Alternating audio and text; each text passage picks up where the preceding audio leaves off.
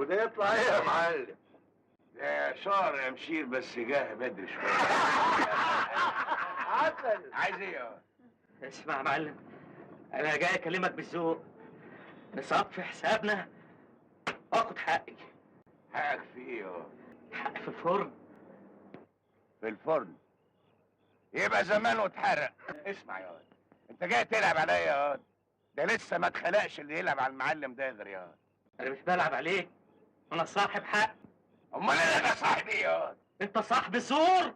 طيب الزور اللي يمشي ولا الحق اللي يمشي؟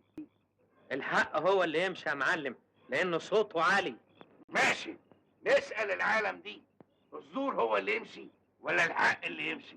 اسأله، ولو انهم يعني، لكن كلمة الحق هتنقال. ماشي، ايه رأيك يا انسة؟ الزور هو اللي يمشي ولا الحق اللي يمشي؟ الحق طبعا هو اللي يمشي. طب نسأل الرجالة دي. الحق طبعا هو اللي يمشي يا معلم. معلوم، الحق هو اللي يمشي يا معلم. الحق هو اللي يمشي يا معلم. الحق هو اللي يمشي يا معلم. الله اكبر، ظهر الحق. سمعت يا معلم يا كبير؟ سمعت ايه يا؟ اللي قالوه رجاله